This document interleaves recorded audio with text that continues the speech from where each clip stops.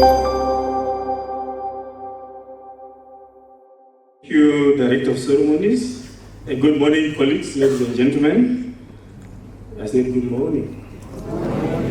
At least I thought maybe because I'm coming from a more social science field, architects, engineers don't answer to social scientists. We went a step further to borrow the term scientist even in social sciences. So I'm going to, and I have the presentation coming ready.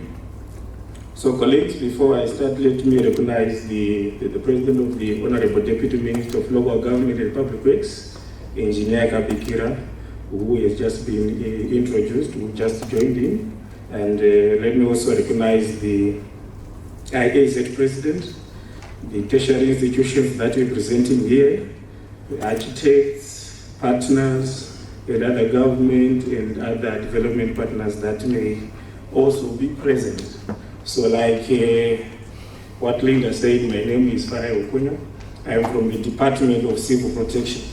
And the Department of Civil Protection is the arm of government that is responsible for coordinating the disaster risk management sector.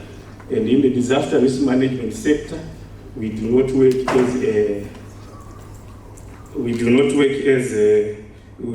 in silos rather, but we work with the whole of government and the whole of society approach, which means that we work with all ministries, departments and government agencies.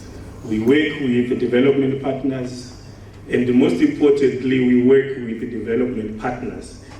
And again, we work with the private sector, of which many of you are coming from that sector.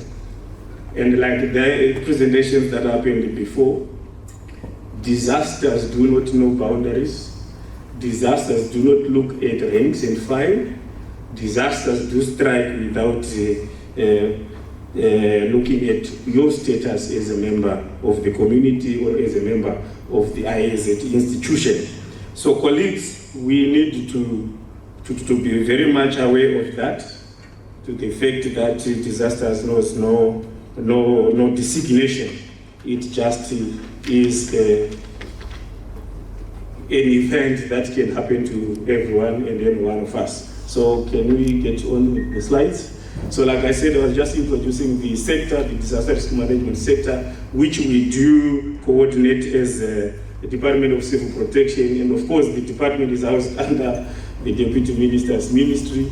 So some questions when they come is also equally responsible for the disasters in this country. I'm sure recently you met him in Chipinge where he was attending to some dam breach that happened there. So he's much well versed with the disaster risk management sector as a disaster manager in this country. So colleagues, we are seized with all disaster management issues in the country. And this starts from preparedness, response, and to recovery. So we have the phases of disasters happening in sync in our preparedness as a country. So the topic that you gave us was how are we going to prepare better our built environment in terms of the disasters that we are facing as a country. Linda did mention some of the hazards that we are meeting as a country. We have not been spared by the vagaries of climate change. We have increase in the intensities of disasters as a result of climate change, our cyclones, the droughts. We are currently coming out of the worst drought in 40 years in this country, which is also another testament to what we are saying about climate change, that it is real, and the environment bears the brand. So a lot has been happening to our environment as a result of climate change. But let's not only blame climate change. A lot has happened to our environment as a result of each and every one of you as a development player in the spaces which my good doctor did talk about. Because you were the ones that run and design and open spaces. You are the ones that are vested in putting the built up environment. So as we soldier on to the country's vision, the 2020-30 vision, that of an upper middle-income society, it can only be realized in the physical space that we see. So it will only be realized in the built-up space. in spaces that are reserved for things that are of importance, and also it will be realized in the space that shows resilience and that shows that we have thought of the future generations that will come. So in our thinking as the disaster management sector, we have a motto that we move with, and through the call to action the Deputy Minister is pushing forward. We have the build right the first time. So this is why the new concept, the new city is coming on board. And where we had made some mistakes, we have gone back to the issues of urban renewal so that we can acclimatize with the demands of the current situations. We have also adopted the Sendai framework principle, that of building back better. So every time as the disaster management sector, when we are rebuilding or reconstructing destroyed infrastructure, we do really embrace the build back better concept. But of late, Zimbabwe, we have added another bit to the build back better concept. We have said build back better and bigger concept, so that we can maximize either the space going up, or we can maximize production on that little space that would have been damaged previously. We have our institutional arrangements. As you go to the next slide, we are guided by the Civil Protection Act in this country, but we are in the process of crafting a disaster risk management bill. Our Civil Protection Act is of 1989. And we are talking about 1989 with the current climate change issues we are talking about today. You will realize that it may have seen its time, so it's the right time to now come up with a more contemporary act. So we have a draft bill, disaster risk management bill, which we hope we will go through the processes, and we have an act that speaks to the current issues. We have our disaster risk management strategy, which is speaking to how best we can combat the challenges we are having as a country as we prepare for disasters. And much of it is centered on how we can manage our spaces so that they can remain safe, how we can manage, place our communities in areas that are properly planned. And I know it's again one of key issues in the call to action for local authorities to plan better than we have been doing, so that people can be settled on the right places. We have our communication strategy, because in disasters we say disaster management begins with information.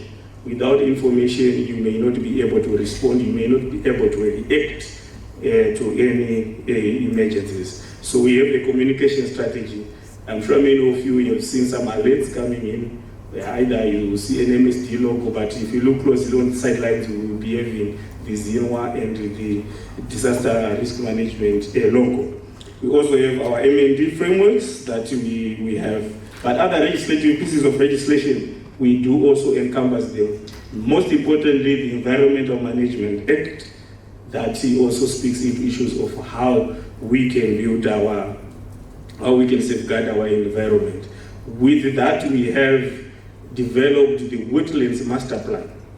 I know someone was talking about the people taking spaces in the wetlands, but now we have a Wetlands Master Plan so that we remove the concrete jungle that is in our Wetland Master Plan. And this jungle was as a result of the participation of the sectors that are even here, because I'm sure in this period, and I'm sure someone designed, and I'm sure someone approved.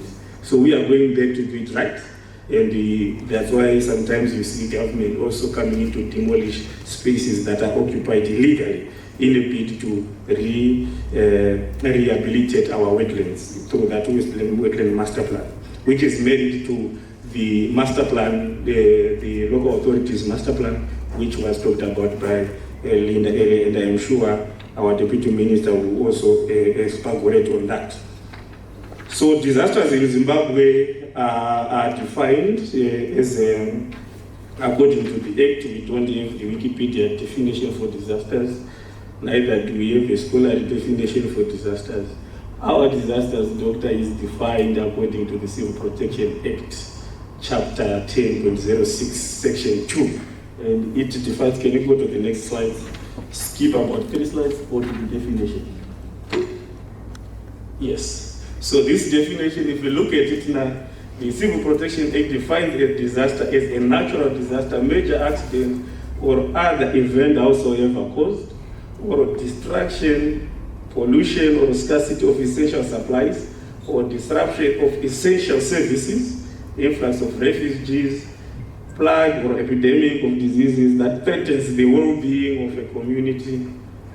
So this is part of the definition of disasters. And if you see anything that disrupts the well-being of a community is a disaster in this country. So it therefore says that if anything is disrupting the well-being of an environment which constitutes the bigger part of our community, it becomes also a disaster. So this is where we get our guidance. This is where this meeting makes us even more relevant, because we do not need anything that infringe on the environment, as it is the only Zimbabwe that we have. So colleagues, preparedness in terms of our buildings, we have been, I have talked about the issues of building right the first time. And I am happy that we are moving, next slide, we are moving to adapt to the demands that are there now.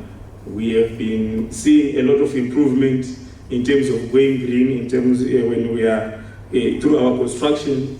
And I know I've seen familiar faces of those that are constructing Barimsika as a recovery project, you will see at the end of the presentation. But they have already started to say in our recovery projects, through the drive of building better and building right, we have started to incorporate the green adaptation for disaster preparedness, which has now involved the designing, the constructing, and the maintenance of those buildings so that they can be resilient to the different vagaries of weather and to the different challenges that may be posed by its placement. So we are pushing there, even our sister departments, public works, to design different building codes for different regions. We have seen that with Cyclone Idai, the gabled roofs are not ideal. We have our schools being blown off year in, year out as a result of the roof design. And you go to Mat South, it's also a similar case in areas like Cholocho. So we are adopting new methods to make sure that the buildings in those areas do speak to the issues of weather that is centered in that area. So some of the strategies for adapting to our built environment is policy and regulation, and I'm sure the ministry is responsible for that. The minister will speak a lot in that, because there have been directives to our local authorities to do it better and to ensure that the building codes are there, not only for urban development, but also for the rural development. Because you see that shelter is shelter in the urban equally serves the same purpose with the shelter in the rural setup. So the ministry is so clear that local authorities also have building codes that are for both urban and the rural. And again, she mentioned, it was also part of this presentation, she mentioned issues of urban renewal.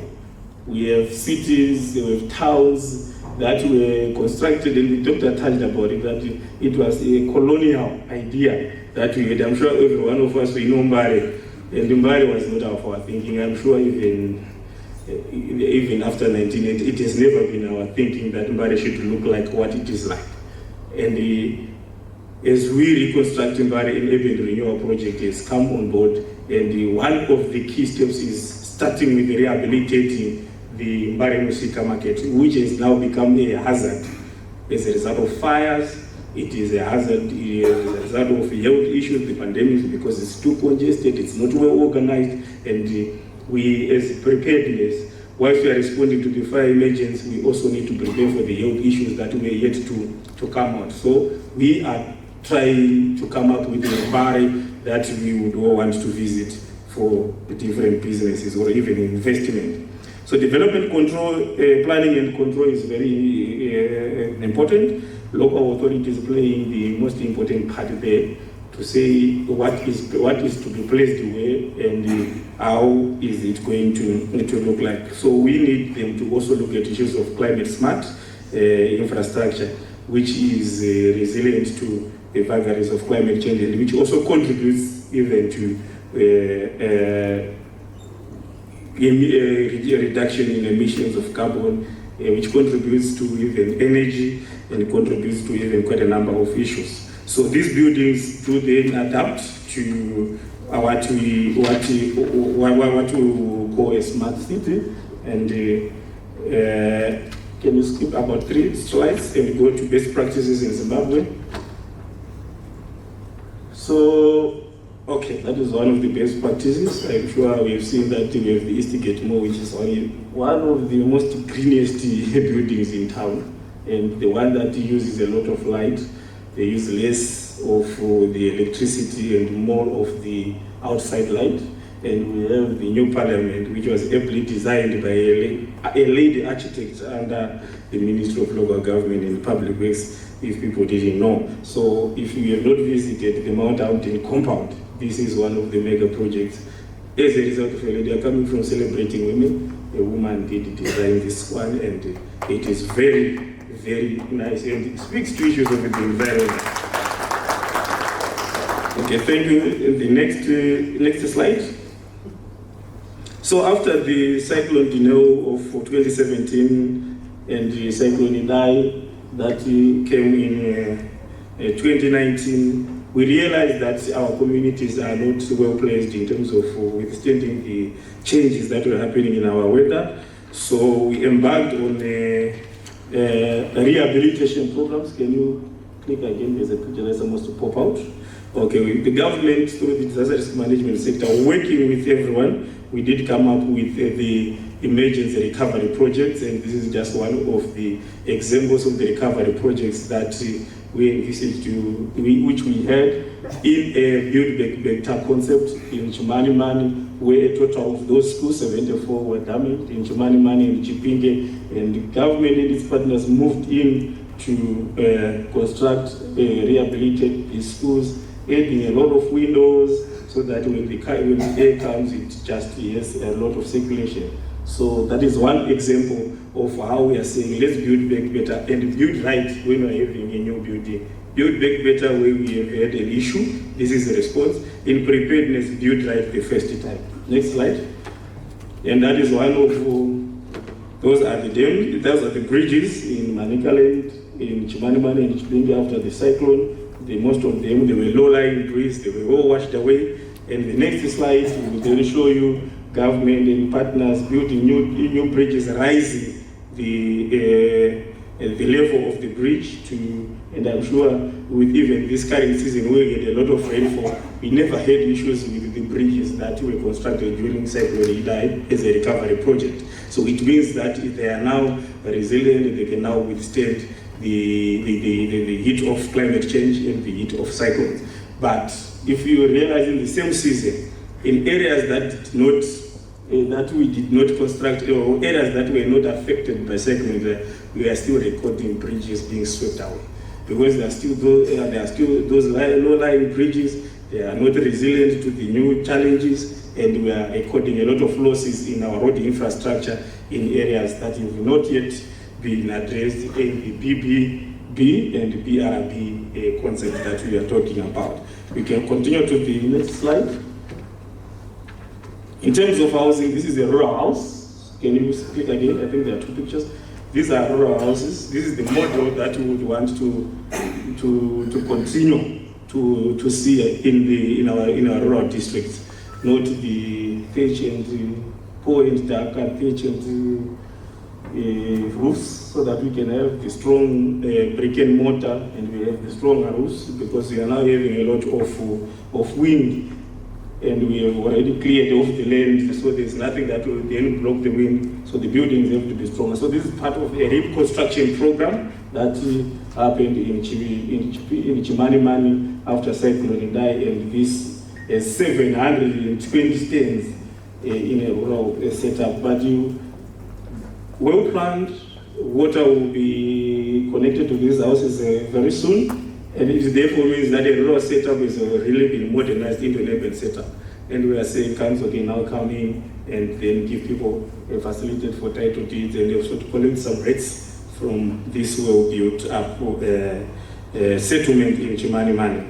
Not only the housing sector was destroyed, next slide, but the agriculture infrastructure, which also needed serious rehabilitation, and adopting new smart methods of agriculture, building better our agriculture infrastructure. Those that come from Chipinge, you know Chipinge and Chimani, I'm sure you've seen some of these projects. This is the Kujranga irrigation schemes. You can click again for the other pictures again. Yes, you can continue. So these are some of the irrigation schemes now powered with solar, and it has since improved the development of our agriculture in that sector. As we continue, we can get 3 slides. I want to go to Mbarimsika as another case study that we now have. Go to the next one. Yes. So this is a temporary shot for Mbari. So those who know Mbari, can this be a temporary shelter vis-a-vis what Mbari looks like? Indeed, this cannot be called a temporary shelter. So to accommodate those that have the same thinking, we are calling it phase 1. But initially, it was a temporary shelter to house the affected traders. I'm sure we've all heard about the fire disaster. The affected traders are moving into this whilst we build back better.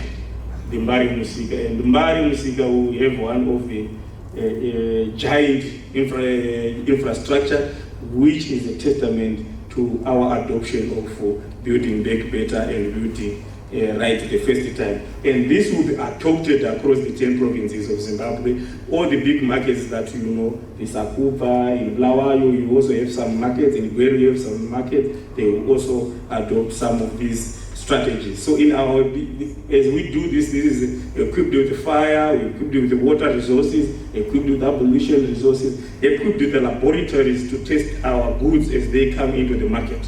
So we are trying to ensure that we will not have diseases coming out of a market that is going to contribute to the GDP of our nation. And the last slide. So Zimbabwe is experiencing with the devastating disasters, as I have underscored before. So what I would just say, Linda, to our colleagues, the architects, like I said, the disaster risk management sector embraces everyone, and planning and design is integral and central to our resilience. We now need to activate the spirit of the architecture of Great Zimbabwe. Shavirin Nakadvoa, Great Zimbabwe, where attacked the architects areas, the disaster risk management sector, because we've seen that withstanding all the vagaries of climate change to date. I don't know but the first architecture, we need to activate the spirit of the architecture of Great Zimbabwe into the current architecture.